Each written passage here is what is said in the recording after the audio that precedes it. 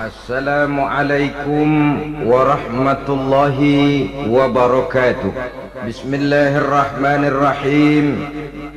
Alhamdulillahi rabbil alamin.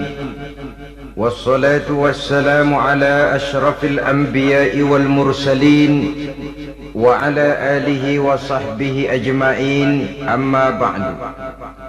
Saudara-saudara kaum muslimin rahimakumullah, salah satu dari misi Islam ialah mengangkat harkat dan martabat manusia yang sebelumnya dibedakan oleh warna kulit, oleh suku, bangsa dan bahasa. Seluruhnya diikat dengan satu akidah, menghilangkan perbedaan akibat warna kulit, suku, bangsa dan bahasa. Termasuk dalam upaya itu betapa Islam telah mengangkat harkat dan martabat kaum wanita. Maka pada pertemuan kali ini kita akan membicarakan tentang peranan wanita sepanjang pandangan agama. Sebelum Islam datang, nasib perempuan nyaris hanya berputar di segitiga saja: dapur, sumur, kasur. Kasur, sumur, dapur. Seolah-olah wanita terpaut dengan tiga itu tadi. Seolah-olah wanita tidak bisa berbuat lebih banyak daripada itu. Bahkan di tengah masyarakat jahiliyah, bayi perempuan mendatangkan aib sehingga mereka lalu dikubur hidup-hidup. Maka datang Islam dengan tegas mencanangkan satu revolusi yang mengangkat harkat dan martabat kaum wanita. Nabi bersabda, "An-nisa'u imadul bilad, iza saluhat saluhal bilad, wa iza fasadat fasadal bilad." Wanita adalah tiang negara. Jikalau baik wanita, baiklah negara. Jikalau rusak wanita, hancurlah negara. Dalam berbagai ayat Al-Quranul Karim menjelaskan tentang wanita dan peranannya. Al-Quran bercerita tentang Siti Hawa. Al-Quran bercerita tentang anak perempuan Nabi Adam, Iklimah dan Labuda, yang menyebabkan Habil dan Qabil saling berbunuh-bunuhan.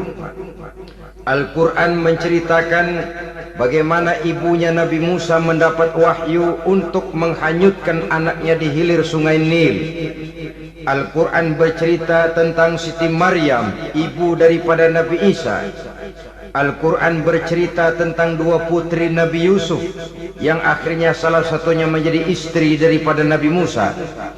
Pun Al-Quran bercerita tentang Ratu Balkis, seorang wanita yang menjadi penguasa di negeri Sabah, yang demikian besar pengaruhnya dan wawasannya. Dan banyak lagi Al-Quran menceritakan keadaan kaum wanita, sampai-sampai dalam Al-Quran ada satu surah yang dinamakan surah An-Nisa. Ini seluruhnya berarti bahwa Al-Quran telah menempatkan kaum wanita dalam satu posisi yang mulia dan terpuji. Al-Quran memberikan emansipasi, bahwa wanita berhak mengejar kemajuan sebagaimana halnya kaum laki-laki. Tetapi sungguh pun demikian, Al-Quran tetap memberikan batasan-batasan sepanjang emansipasi itu tidak bertentangan dengan kodrat kewanitaan itu sendiri. Kalau persamaan dan kemajuan, kalau emansipasi dan hak asasi sudah tidak sesuai lagi dengan kodrat kewanitaan, pada akhirnya bukan mengangkat harkat dan martabat kaum wanita, justru malah merendahkan derajat dan martabat kaum wanita itu sendiri. Seperti sebagian besar wanita ini, mereka berteriak menuntut tentang persamaan hak, tapi mereka melupa apa batasan daripada persamaan hak itu sendiri. Sesungguhnya Islam dengan segala konsepsinya yang mengangkat martabat kaum wanita itu memberikan keleluasaan kepada kaum wanita untuk maju bersama laki-laki sepanjang tidak menginjak-injak kodrat kewanitaan itu sendiri. Kalau sudah sampai kepada menginjak kodrat kewanitaan, maka akan merendahkan martabat kaum wanita. Sebab apa? Secara fisik dan psikis, agaknya memang laki-laki sudah ditakdirkan oleh Allah untuk menjadi pembimbing bagi kaum wanita. Walaupun tidak tertutup kemungkinan wanita tampil sebagai pemimpin, tetapi dari segi fisik biologis misalnya, laki-laki itu diciptakan kekar, kuat untuk memikul dan melaksanakan tugas-tugas yang berat. Sedangkan perempuan pada umumnya adalah lembut, ayu, lemot, denok, geboy, dan lain sebagainya. Maka kalau kita baca sejarah, Allah itu belum pernah mengutus rasul perempuan. Semua rasul laki-laki. Sebab apa? Secara fisik biologis tugas kerasulan lebih dimungkinkan oleh seorang laki-laki. Tugas rasul itu berat. Kadang-kadang perang, dicaci maki, berhadapan dengan ujung tombak, ujung pedang dan lain sebagainya. Makanya seluruh rasul laki-laki, dan Allah belum pernah mengutus rasul perempuan. Dari segi lain, perempuan itu banyak terhalang untuk melaksanakan ajaran agama. Misalnya, 1 minggu dalam sebulan perempuan itu terkena cuti khusus, mengalami masa menstruasi, tidak sholat, tidak puasa, tidak melaksanakan ajaran agama yang tidak dibolehkan pada saat menstruasi itu. Kalau ada rasul perempuan, lalu saat malaikat akan menyampaikan wahyu, kebetulan rasulnya sedang wah, itu bisa balik lagi malaikat Jibril ke langit. Mau turun nyampein wahyu, balik lagi ke atas, ditegur, kenapa balik lagi Jibril? Wah, rasulnya lagi head.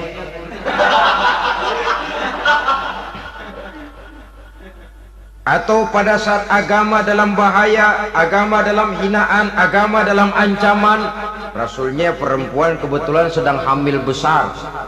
Apa lalu perang ditunda?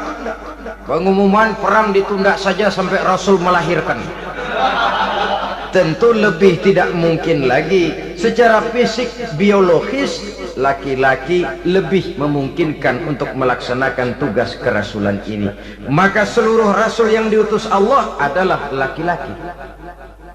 Saudara hadirin yang saya muliakan, sungguh pun demikian, Islam itu mengangkat martabat wanita sedemikian tinggi sebagai tiang negara yang menentukan jatuh dan bangunnya negara, yang ikut mewarnai bahkan menjadi warnanya suatu negara. Walaupun peranannya memang tidak begitu kelihatan, tapi sesungguhnya amat sangat menentukan.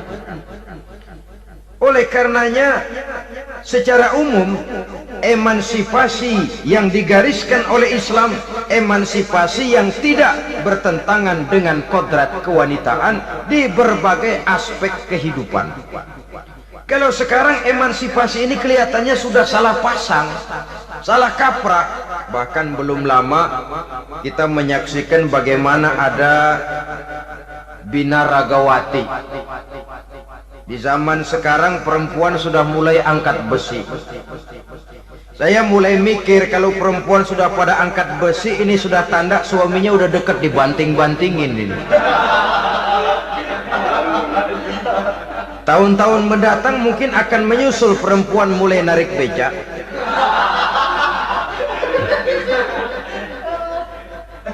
Nampaknya kan sudah tidak lagi mengindahkan kodratnya sebagai wanita. Ada olahraga yang hanya pantas dikerjakan oleh laki-laki. Oleh karena itu, pada kesempatan ini kita akan mencoba melihat peranan wanita dari berbagai dimensinya. Yang pertama, peranan wanita sebagai istri. Adalah Rasul memilih istri pertamanya Sayyidatuna Khadijah radhiyallahu anha. Kalau pilihan utama beliau pertama kali nikah dengan Siti Khadijah, Jelas itu pilihannya bukan karena kecantikan. Kenapa? Beliau nikahi Siti Khadijah dalam usia 40 tahun Khadijah dan 25 tahun Rasul. Statusnya janda pula. Kalau beliau seorang pemburu kembang, pemburu bunga, kenapa mesti nikah dengan janda berumur 40 tahun? Sedangkan beliau waktu itu masih berumur 25 tahun. Apa sasaran utamanya? Bisa kita lihat nanti. Setelah beliau diangkat menjadi Rasul, ternyata Khadijah lebih daripada seorang istri. Beliau masuk ke dalam staf Nabi. Orang lain beliau belum beriman, beliau malah beriman lebih dahulu sebagai perempuan pertama yang masuk Islam. Orang lain memusuhi Nabi, beliau malah mengorbankan hartanya untuk membantu perjuangan Nabi. Istri setia semacam ini dengan peranannya sebagai istri yang sedemikian rupa memberikan andil yang sangat besar bagi kesuksesan dan keberhasilan seorang suami. Yakinlah saudara, tidak ada seorang suami bisa meraih sukses yang besar. Jadi apapun dia, profesi apapun yang dipegangnya, apa dokter, apa insinyur, apa pejabat pemerintah, apa politikus, apa ekonom, apa budayawan, apa kiai, apa mubalik, tidak ada yang bisa meraih sukses yang besar tanpa peran serta istrinya, walaupun tidak begitu kelihatan dan nampak oleh pandangan mata yang zahir. Sebaliknya, seorang istri bisa mempengaruhi suaminya. Seorang suami yang jujur, polos, lugu, sederhana bisa jadi koruptor ulung kalau didorong-dorong oleh istrinya. Seorang istri Pak Lurah memang tidak ikut mengatur kelurahan, tapi dia bisa mewarnai suaminya. Seorang istri gubernur memang tidak ikut mengatur provinsi, tapi dia bisa mewarnai suaminya. Sepanjang warnanya positif, tentu sangat baik dan sangat diharapkan. Tetapi kalau warnanya negatif, kiamatlah akibatnya umat ini. Oleh sebab itu, peran pertama dari kaum wanita sesungguhnya adalah sebagai istri yang mendampingi suami untuk mengolah dan melaksanakan tugas-tugas besar. Dari seorang yang paling kecil sampai kepada seorang yang punya jabatan paling tinggi sekalipun, pengaruh dan peranan istri memang sangat menentukan. Saudara hadirin kaum muslimin rahimakumullah, itulah sebabnya Nabi menikah dengan Siti Khadijah. Dan lebih dari itu, sebelum menikah dengan Nabi, Siti Khadijah itu sudah terkenal sebagai pengusaha wanita, business girl kalau bahasa sekarang ini. Bahkan jaringan-jaringan bisnisnya tidak hanya Mekah saja, tidak hanya antar kota, bahkan sudah antar negara, dari Mekah ke Syam, dari Mekah ke Madinah dan lain sebagainya, yang bahkan kita tahu Rasul pada mulanya pun ikut membantu perdagangannya Siti Khadijah radhiyallahu anha ini. Jadi kalau bercermin dari karier Siti Khadijah, boleh saja wanita bergerak di bidang bisnis, asal memang profesi, bukan karena dengan senjata dan modal kecantikan lalu membujuk dan meraih orang sampai telak sehingga bisnisnya berjalan lancar dengan jalan menjual kecantikannya. Tidak, bergerak di bidang bisnis yang memang profesinya di situ. Tidak ada salahnya. Bisa saja perempuan menjadi business girl seperti yang dicontohkan oleh Siti Khadijah radhiyallahu anha ini. Sebab itu, kontes-kontesan yang hanya bertitik kepada rupa yang ayu saja, rupa yang cantik saja, sesungguhnya bukan hanya tidak bermanfaat, tapi saya pikir juga sangat tidak mendidik. Yang mengajar anak-anak remaja putri kita untuk berlomba-lomba hidup dalam kepalsuan. Alis mata palsu, hidung pesek dimancungin palsu, operasi plastik. Alis matanya dikerik bikin yang palsu, tai lalat lagi bikin yang palsu, gincu bibir dimerahin palsu. Seluruhnya hidup dalam kepalsuan. Akan lebih baik kalau kita ini misalnya mengadakan kontes yang menitik beratkan kepada ketinggian IQ, kecerdasan, kemampuan, skill, keahlian dan kemampuan. Tidak hanya dititik beratkan kepada rupa yang ayu dan cantik semata-mata. Sebab di samping manfaatnya diragukan, juga sangat tidak mendidik buat generasi yang akan datang. Terutama ibu-ibu, peran utama wanita sesungguhnya adalah sebagai istri mendampingi suami dalam melaksanakan tugas-tugas besar. Satu hari serombongan ibu-ibu pernah datang menghadap Rasul mengajukan satu resolusi, protes kalau bahasa kita sekarang. Ya Rasul, ada apa Bu? Kalau laki-laki sih enak. Enak bagaimana? Iya, kalau orang laki-laki sholat, perempuan sholat. Laki-laki puasa, perempuan puasa. Laki-laki pergi haji, perempuan pergi haji. Laki-laki menuntut ilmu, perempuan bisa menuntut ilmu. Tapi kalau laki-laki pergi jihad, perang membela agama, kami perempuan tidak bisa ikut jihad perang di medan pertempuran. Padahal pahala jihad sangat besar dan kami ingin mendapat pahala jihad. Tidak adil kalau begini ya Rasul, izinkan kami pergi jihad. Ini perempuan di zaman Rasul, kalau ada kebaikan tidak bisa ikut, rasanya rugi bukan main, lalu protes.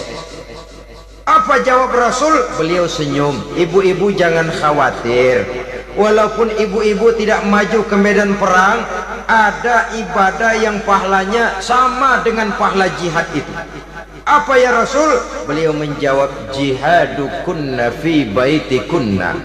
Jihadnya ibu-ibu, jihadnya kaum wanita adalah di rumah tangganya sebagai istri. Memasak makanan suaminya, mencuci pakaian istrinya, mengasuh, merawat dan membesarkan anak-anaknya, itu seluruhnya bagian daripada ibadah yang pahalanya tidak kurang dengan pahala jihad. Kenapa?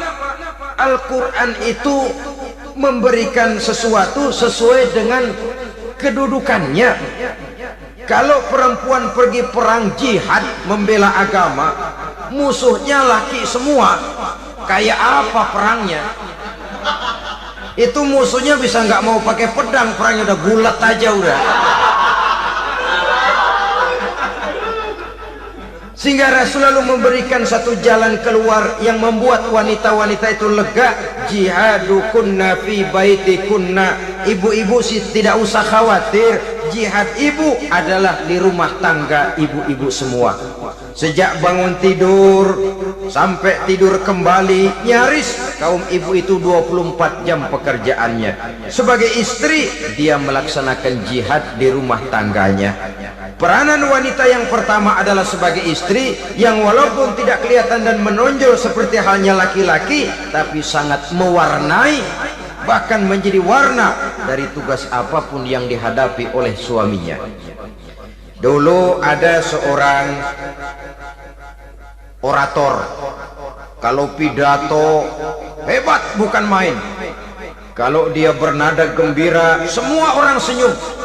Kalau dia bercerita tentang sesuatu yang sedih, satu masjid orang nangis. Orang tanya kepadanya, Pak, bisa pidato begitu hebat, siapa yang bikin? Ya saya sendiri. Istrinya dari belakang bilang, tidak, yang bikin pidatonya hebat saya. Kata suaminya, mana bisa, saya, kata istrinya. Kalau saudara tidak percaya, tunggu Jumat depan, dia khutbah Jumat, saya akan bikin khutbahnya tidak hebat, kata istrinya. Sudah hari Rebo, siap-siap mau bikin konsep khutbah, baru mau nulis, datang istrinya, Bang, tolong pegangin anak, saya mau ke warung. Mau bikin konsep lagi, kata istrinya, Bang, tolong ini, tolong itu, tolong ini. Sampai mau berangkat khutbah Jumat, khutbah belum selesai dibikin. Begitu naik mimbar, kehabisan bahan. Sudah 10 menit masih ama ba'du. Ini yang dengar heran, ini orang kok bicaranya bisa cuma amat sama badu saja.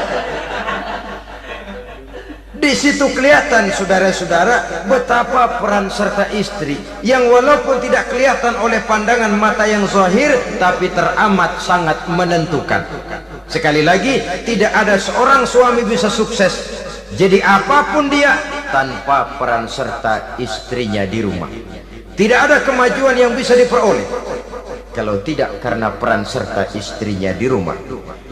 Tidak ada kesuksesan yang bisa diraih tanpa keikutsertaan daripada istrinya di rumah. Walaupun suaminya yang dikenal orang, suaminya yang dipuji orang, suaminya yang disanjung orang, bagian besar tetaplah saham dan andil daripada istrinya yang di rumah itu. Ini makna an-nisa imadul bilad. Wanita adalah tiang negara. Jikalau baik wanita, baik negara. Jikalau rusak wanita, hancur negara. Karena wanita, negeri Sabah menjadi terkenal tentram, aman, wawasan politiknya luas. Seorang semacam Cleopatra bisa menaklukkan Julius Caesar. Dan begitu selanjutnya. Banyak cerita-cerita betapa wanita yang berperan di belakang layar ini bahkan bisa menggoyangkan negara. Bahkan yang paling dekat saja contoh dengan kita, Senator Gary Hart. Saudara masih dengar tentu itu. Betapa harus terpaksa mengundurkan diri dari pencalonan presiden Amerika karena kasusnya dengan Donna Rice itu, dengan hostess itu.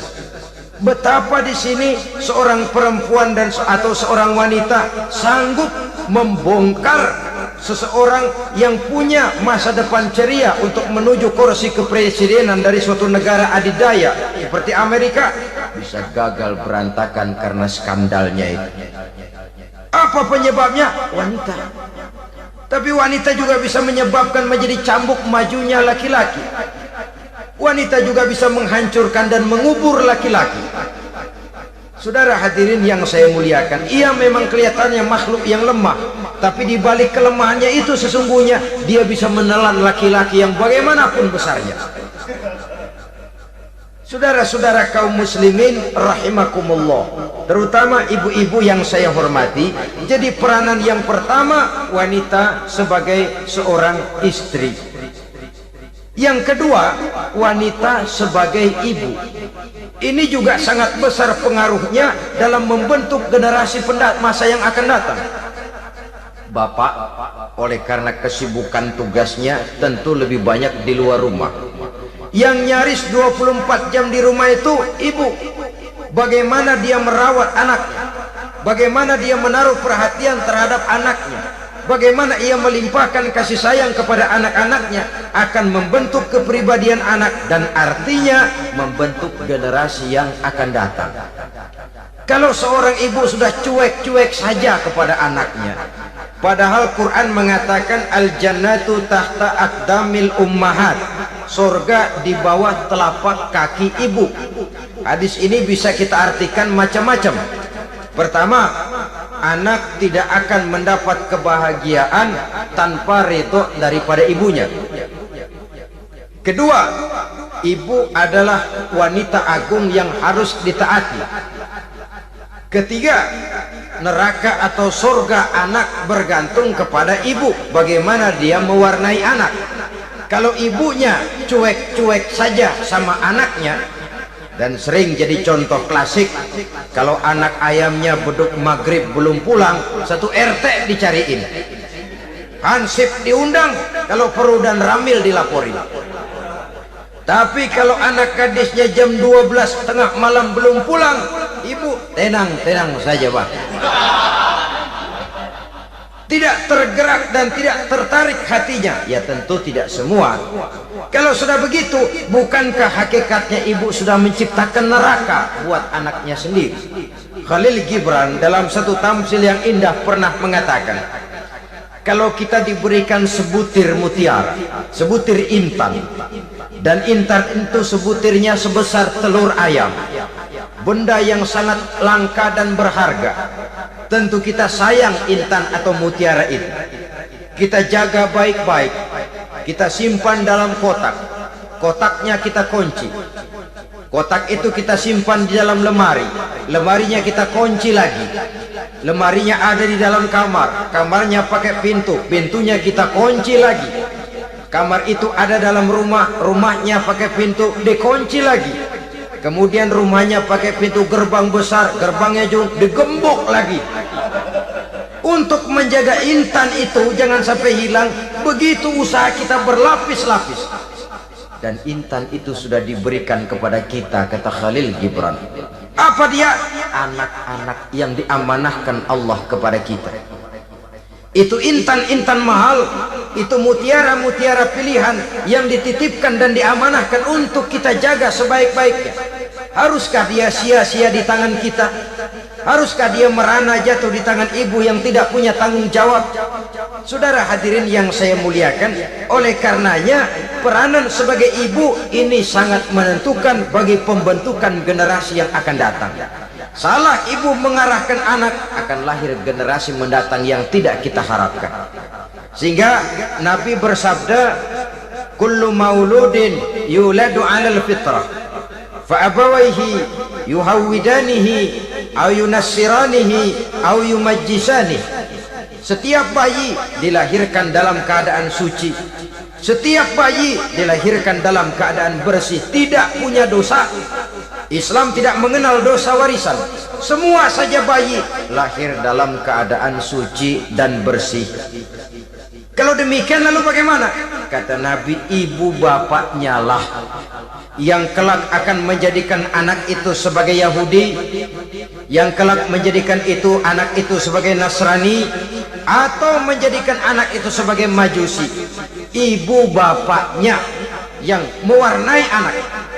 Ibaratnya anak itu kertas putih, mau ditulis tinta hijau warnanya hijau, mau ditulis tinta merah warnanya merah, mau ditulis tinta hitam pun warnanya hitam.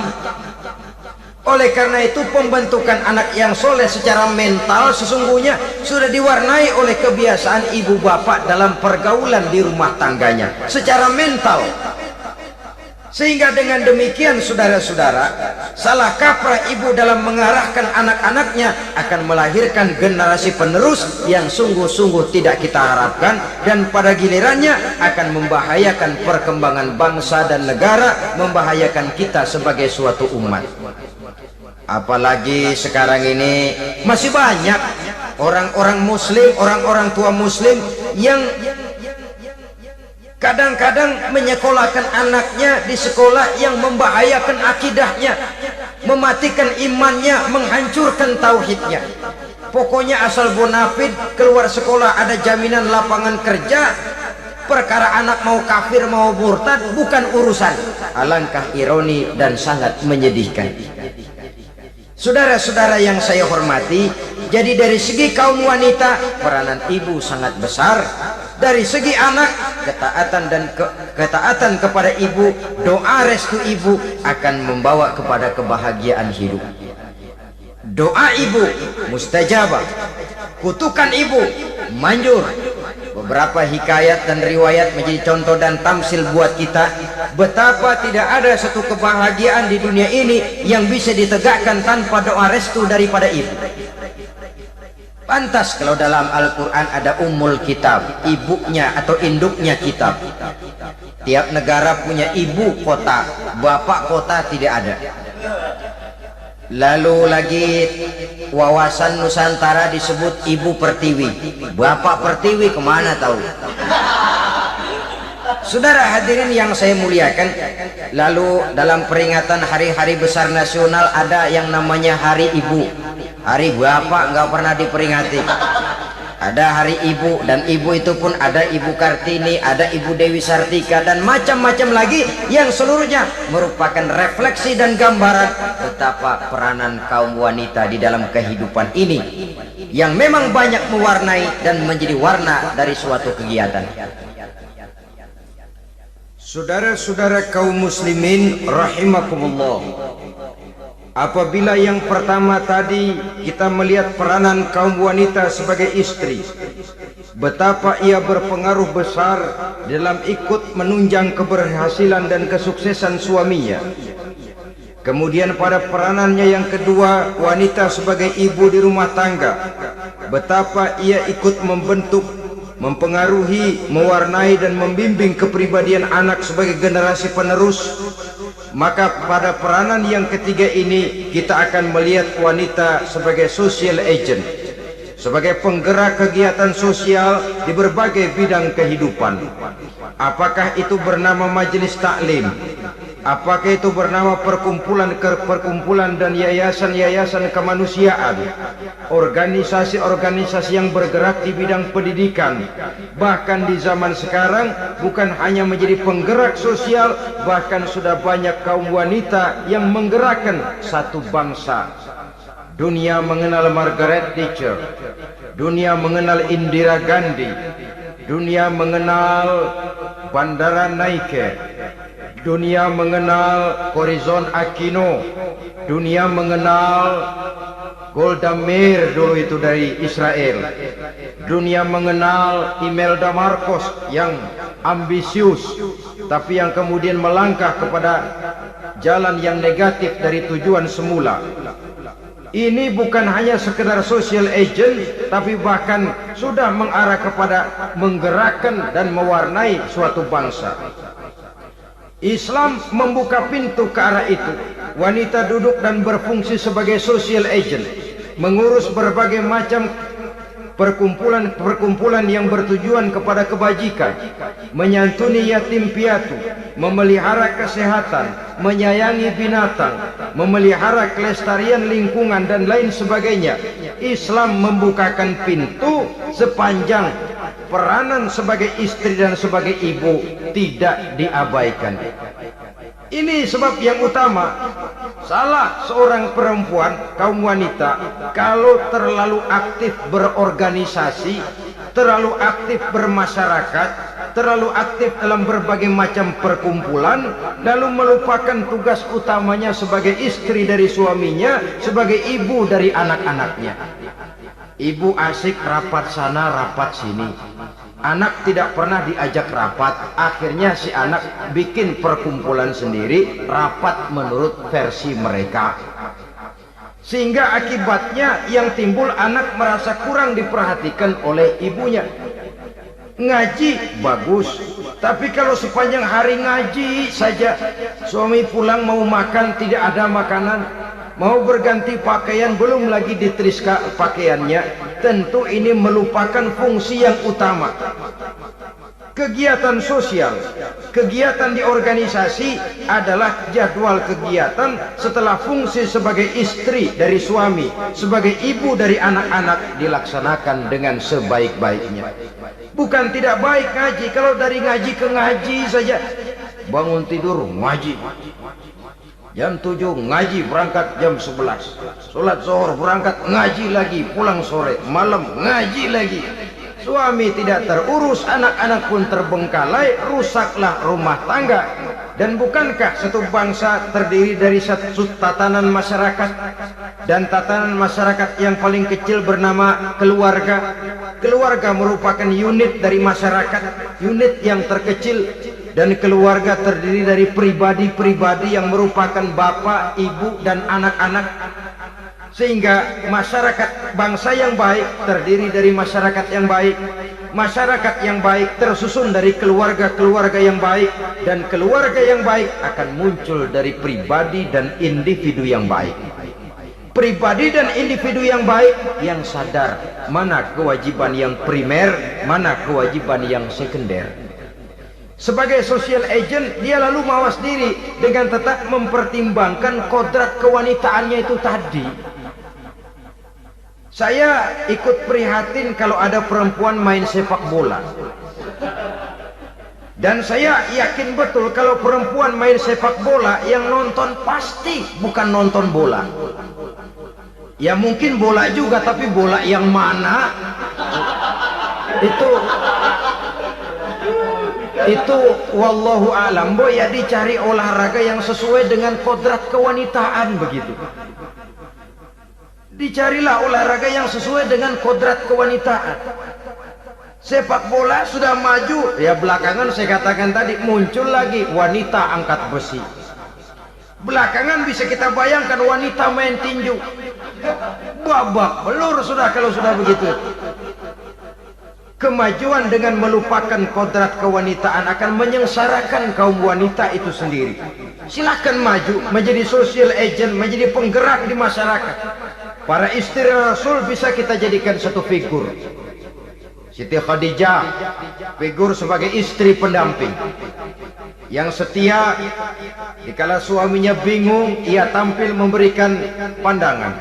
Dikala suaminya bingung, ia memberikan tanggapan. Dikala suaminya dimusuhi orang, ia menampakkan kesetiaannya. Kau tidak sendiri bang, aku di sisimu. Dikala jiwanya gelisah ketika pertama kali menerima wahyu berhadapan dengan malaikat Jibril, Khadijah yang menghibur. Kalla ma yukhzikallahu abada. Tidak apa-apa bang, Allah tidak akan menyusahkan kau untuk selamanya. Tenang sajalah, tenang. Abang orang baik-baik, Allah tidak akan menyengsarakan abang. Peran sebagai istri. Dan Rasul mantap, sehingga bertahun setelah Khadijah wafat selalu terkenang dan dikenang oleh Rasul. Pernah satu saat beliau itu seperti orang melamun. Aisyah tanya, kok seperti ngelamun bang? Iya, kata Rasul, saya seperti mendengar suara terompahnya Khadijah di surga. Padahal Khadijah sudah lama wafat. Aisyah mendengar itu rada sedikit manyun. Kata Aisyah, bang, cukup sekali ini saja, jangan sebut-sebut lagi nama itu ya. Cemburu rupanya. Ya soal cemburu sih nggak bini Nabi, nggak bini kita, namanya cemburu. Perempuan mesti ada. Apa jawab Rasul? Ya Humairah, Aisyah, haruskah saya melupakan seseorang yang dikala orang lain memusuhi saya, dia mati-matian membela saya. Dikala orang lain mau membunuh saya, dikorbankan hartanya untuk membantu perjuangan saya. Mestikah saya melupakan orang yang begitu baik? Tidak Aisyah. Sepanjang nafas masih ada, sepanjang itu saya tidak akan bisa melupakan Khadijah saya. Peran sebagai istri Khadijah ini, peran sebagai istri. Suaminya bingung, istrinya memberikan hiburan. Kadang kan tidak, suami bingung, istri bingungan lagi. Ya sudah, mari ramai-ramai kita bingung sudah. Bukan mencari jalan keluar, yang sudah bingung malah ditambahin bingung lagi. Saudara hadirin yang saya hormati, lalu figur Siti Aisyah, muda, cantik, kreatif, cerdas.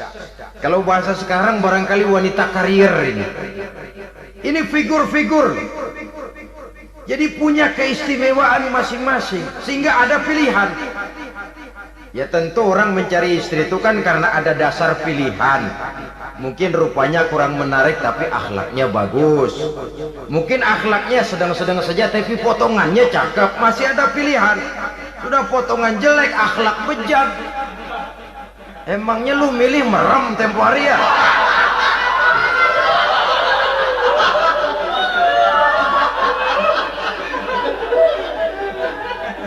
Sudah nggak ada pilihan apa-apa. Lalu ada istri yang punya keistimewaan karena sifatnya yang sabar. Ada yang wataknya itu pemurah. Ada yang sifatnya itu belas kasih. Pendeknya, dari istri-istri Rasul kita bisa menemukan figur-figur wanita teladan. Sehingga keliru kalau kaum orientalis barat mengatakan Rasulullah itu katanya sesungguhnya adalah seorang seks mania, istrinya banyak. Oh ini memang bajingan ini orientalis ini. Kalau Rasulullah itu seorang seks mania, tentu yang dinikahinya itu pertama jelas gadis semua, yang kedua tentu cantik-cantik semua. Dari istri-istri beliau yang dikawininya dalam keadaan gadis cuma Siti Aisyah. Selebihnya janda. Apa pertimbangannya? Menyantuni yatim-yatimnya,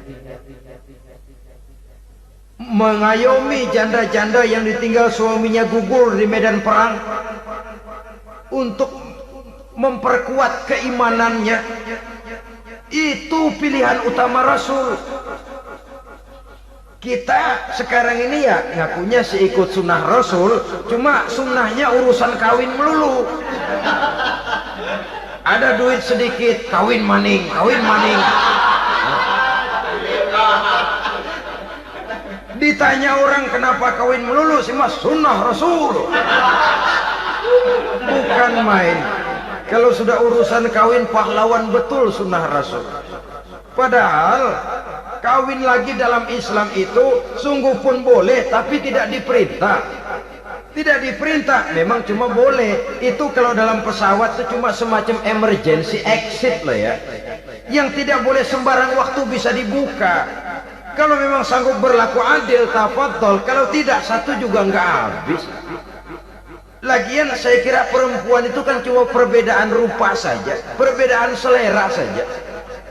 Seperti singkong dengan sate, bedanya kan cuma di tenggorokan.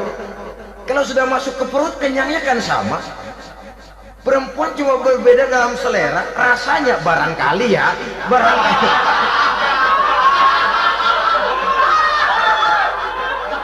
Barangkali tidak jauh beda.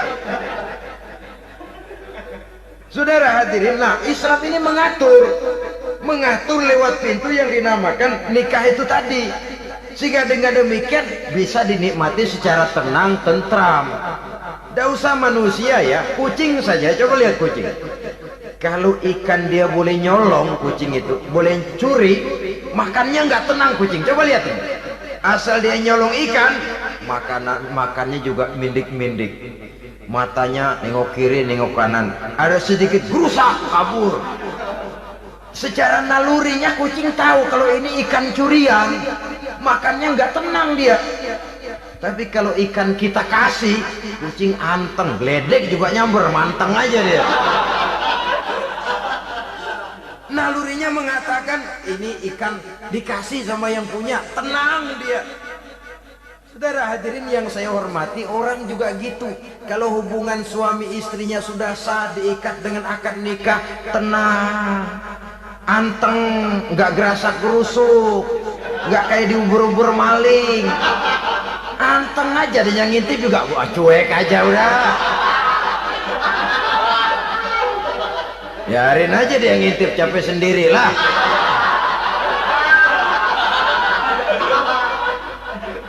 Tapi kalau nyuri-nyuri, coba lihat lah. Mana di kebun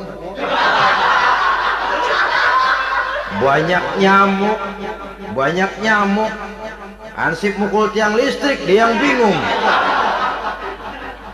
Islam ini sesungguhnya memudahkan jalan, saudara-saudara. Jadi sebagai social agent, wanita bisa berperan untuk itu. Apalagi untuk hal-hal yang menyangkut wawasan kemanusiaan, di mana kaum wanita karena emosinya lebih tinggi daripada kaum laki-laki, dia sangat peka terhadap masalah-masalah yang menyangkut kemanusiaan.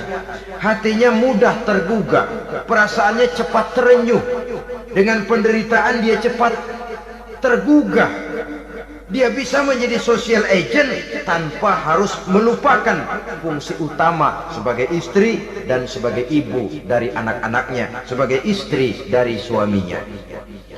Saudara hadirin yang saya muliakan, dahulu Al-Quran pernah menceritakan betapa istri-istri pembesar di istana mewah di zaman Nabi Yusuf. Kalau istilah sekarang nyonya-nyonya jet set, nyonya-nyonya VIP. Betapa mereka mau memporak-porandakan keimanan seorang pemuda seperti halnya Nabi Yusuf alaihi salam. Dan Nabi Yusuf kemudian ternyata tidak mau jadi gigolo yang kerjanya hanya menyenangkan wanita-wanita jet set kelas VIP ini tadi. Sesungguhnya ini cuma satu simbol yang kejadiannya bisa saja terjadi pada zaman modern dalam versi dan kondisi yang berbeda. Namun bagaimanapun juga wanita dengan peranannya sebagai social agent, sebagai penggerak masyarakat, sangat besar pengaruhnya dalam ikut mewarnai perkembangan suatu negara. Seorang suami perlu memberikan dorongan kalau istrinya aktif di bidang sosial, asal dengan catatan saja, fungsi sebagai istri, fungsi sebagai ibu, jangan sampai terlantar karenanya. Bahkan saya katakan tadi, di zaman sekarang wanita tidak lagi hanya berfungsi sebagai social agent, bahkan sebagai national agent, penggerak dari satu bangsa.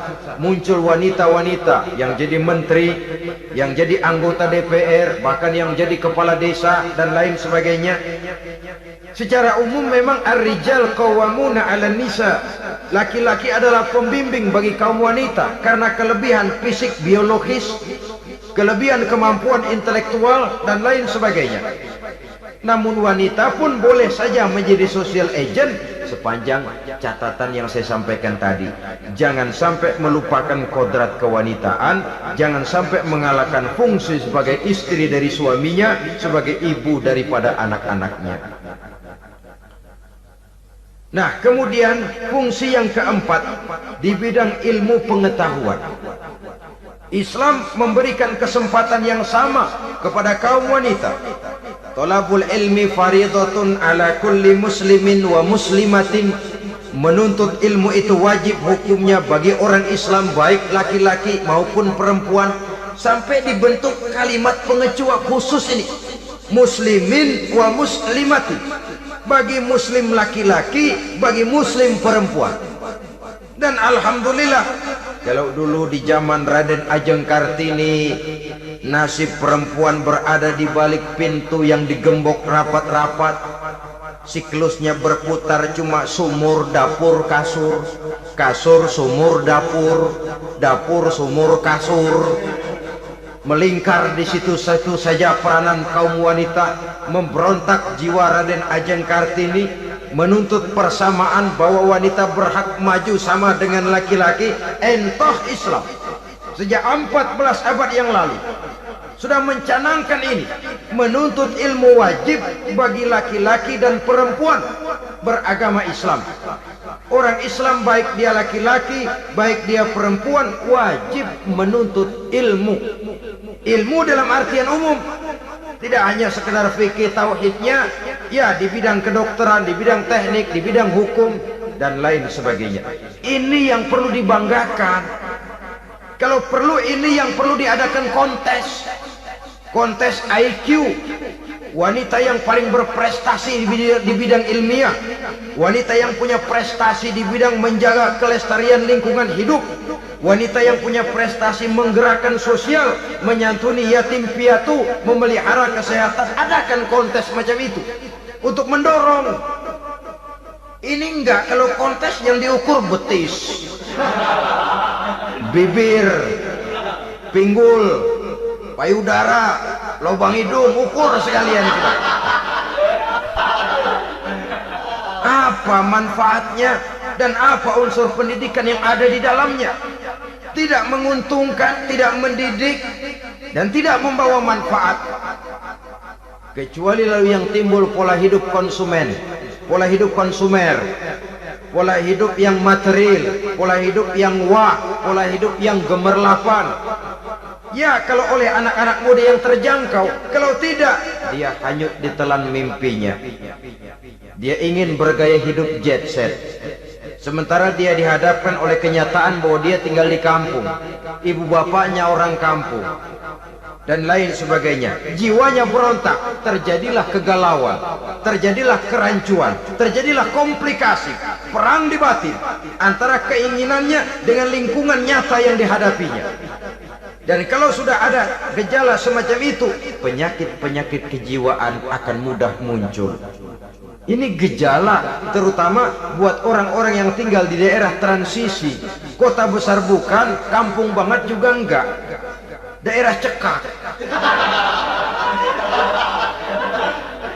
Akibatnya gayanya ya sering gaya nggak karu-karuan, gaya kepalang tanggung jadinya.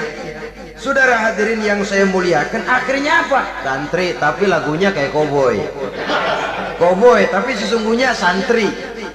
Saudara hadirin yang saya hormati, maka di bidang ilmu pengetahuan wanita mempunyai peranan yang sangat besar. Dia bisa tampil dengan karya-karya ilmiahnya yang membawa manfaat bagi perkembangan agama, bangsa dan negaranya. Majulah kaum wanita dengan ilmu pengetahuan, tuntutlah ilmu seluas-luasnya. Kita hidup di satu negara yang merdeka, kita beragama yang memberikan satu keyakinan bahwa menuntut ilmu merupakan kewajiban, bahwa peranan wanita tidak hanya di belakang dapur, sebagainya, yang seluruhnya terpantul dari dinamika kehidupan kaum wanita. Saudara-saudara kaum muslimin rahimakumullah. Kemudian yang kelima, peranan wanita dalam bidang agama. Kita bersyukur sekarang ini gejalanya dimanapun pengajian, biasanya lebih ramai pengajian ibu-ibu dari bapak-bapak. Peringatan hari-hari besar keagamaan, biasanya lebih ramai ibu-ibu daripada bapak-bapak. Pengajian ibu lebih ramai. Padahal kalau bicara sibuk, lebih sibuk ibu daripada bapak misalnya. Kalau sudah pengajian bapak-bapak, biasanya pengajiannya ramai cuma 3 giliran itu. Pembukaan, maulid, penutupan. Kalau sudah yang rutin pengajian tiap minggu, 3 pojok yang ngaji. Yang atu nguap, yang atu pules, yang atu ngiler. Saudara hadirin yang saya muliakan, ada badan kontak majelis taklim yang merupakan wadah daripada kegiatan ibu-ibu. Ada Ittihadul Muballighat, Persatuan Muballighat, ada Persatuan Para Asatizah, dan macam-macam lagi peranan ibu-ibu di dalam kehidupan beragama. Tapi sesungguhnya harus dimulai dari bagaimana si ibu mewariskan jiwa agama kepada anak-anaknya di rumah tangganya. Kalau itu gagal, dia mau melangkah ke masyarakat, dia sudah gagal sejak awal sesungguhnya. Keberhasilannya dia menata masyarakat akan mengakibatkan dia nanti bernasib seperti Nabi Nuh.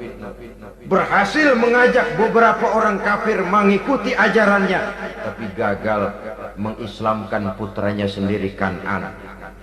Bukan tidak berusaha, tapi memang Allah sudah menghendakinya sedemikian untuk menjadi contoh buat kita semua. Yang penting orang tua berusaha dan berikhtiar. Kalau sudah berusaha dan berikhtiar, anak ternyata memang sulit diurus, barangkali memang fotokopinya Kan'an tuh anak. Ya orang tua kalau sudah berusaha, ya tawakallah. Jangan belum berusaha lalu berkata, jangan anak kita, anak Nabi aja ada yang bengal. Ngajar tidak mau, mengajar anak tidak mau, mendidik anak tidak mau, lalu mencontoh Nabi, salah kaprah namanya. Kaum wanita bisa berperan di dalam agama. Ketika Rasul hijrah, itu kan beliau tidak langsung ke Madinah. Dari Mekah itu beliau mengambil jalan arah ke kiri menuju Gua Sur. Ini dalam strategi militer punya makna sendiri. Jenderal yang ulung, ahli strategi militer ini. Di Gua Sur sana beliau tinggal 2 hari 3 malam. Siapa yang membawa makanan ke Gua Sur? Siapa yang menjadi kurir untuk mengintai kegiatan-kegiatan Quraisy setelah Nabi berangkat hijrah? Asma, putri Abu Bakar Siddiq radhiyallahu anhu. Jadi kurir, jadi spion, membawa makanan untuk Rasul dan ayahnya di Gua Sur. Ini peranan wanita. Di tengah bahaya, di tengah keadaan posisi terjepit, Rasul di dalam gua, diamatinya keadaan Quraisy, dilaporkannya kepada Rasul. Jasa seorang wanita bernama Asma, putri dari Abu Bakar Siddiq radhiyallahu anhu. Rabi'atul Adawiyah, seorang sayyidah sufiyah, ahli tasawuf yang terkenal dengan ajaran cintanya kepada Tuhan. Dia bisa menjadi tokoh wanita dalam gerakan sufi oleh karena kegiatannya di bidang agama, dalam arti mujahadahnya kepada Allah Subhanahu wa ta'ala. Dia korbankan bagian besar daripada hidupnya untuk mengabdi kepada Allah. Setelah suaminya meninggal, seumur hidup dia tidak pernah nikah lagi. Bukan tidak cantik, cantik. Bukan tidak ada yang mau, banyak yang meminang. Bahkan diantaranya termasuk Sufyan Tsauri, seorang tokoh juga, pernah mencoba meminang beliau. Kata Sufyan, Rabi'ah, bagaimana? Kamu kan janda? Iya. Lalu, saya kan duda. Jadi bagaimana? Daripada kita masing-masing sendiri-sendiri kan lebih baik kita join. Maksud kamu apa? Saya mau meminang kamu. Boleh? Tapi mas kawinnya saya minta engkau jawab 4 pertanyaan saya. Kalau bisa, diri saya seutuhnya saya berikan kepada kamu. Kalau tidak, tidak usah saja. In ajabtani fi 4 masail fa ana laka. Kalau engkau sanggup menjawab 4 pertanyaan saya, seluruh diri saya bulat-bulat saya serahkan kepada kamu. Yang pertama, Sufyan, semua orang kan bakalan mati. Iya. Ya soal mati sih sama, mati. Cuma hakikat mati kan lain-lain. Ada yang matinya itu husnul khatimah, mati baik di akhirnya.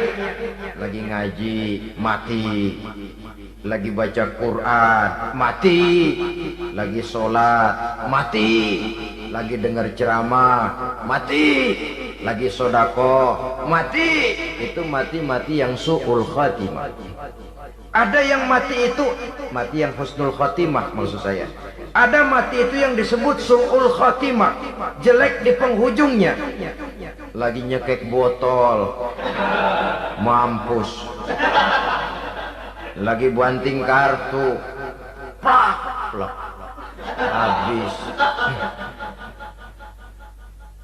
Lagi makan riba, mati. Lagi zina, mati. Lagi nipu, mati. Kira-kira kalau saya nanti mati, su'ul khatimah apa husnul khatimah? Nah, saya nggak tahu, kamu mati saja belum. Tidak bisa kamu jawab, tidak bisa. Yang kedua, setelah mati kita masuk ke alam kubur. Di kubur kita akan dapat nikmat kubur atau azab kubur. Hari itu kira-kira saya dapat nikmat apa dapat azab? Saya tidak tahu. Di padang mahsyar setelah ditimbang kita dapat kitab di tangan kanan kalau baik, di tangan kiri atau dari belakang kalau jahat.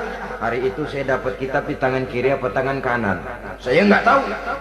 Yang keempat, orang akan lewat di atas sirat. Yang selamat sampai surga, yang celaka sampai ke neraka. Kira-kira saya yang selamat apa yang celaka? Wah, kata Sofyan, gua nggak tahu, udah butak dalam pengen itu deh. Kalau kau tidak tahu, Sofyan, tidak bisa jawab 4 pertanyaan ini, maaf saja, lamaranmu saya tolak dan saya tidak akan nikah. Ini yang saya khawatir. Maka dia terkenal sebagai Sayyidah Sufiyah, tokoh wanita dalam dunia sufi. Dan artinya wanita bisa berperan banyak dalam bidang agama, sebagai pengasuh majelis taklim, sebagai pengasuh yatim piatu, sebagai gerakan-gerakan keagamaan yang positif dan lain sebagainya. Ini dimungkinkan karena Islam menunjang harkat dan martabat kaum wanita. Maka majulah kaum wanita Islam Indonesia dengan tetap menjaga kodrat kewanitaannya. Inilah yang kita sampaikan pada kesempatan ini. Terima kasih atas segala perhatian. Mohon maaf atas segala kekurangan. Wassalamualaikum warahmatullahi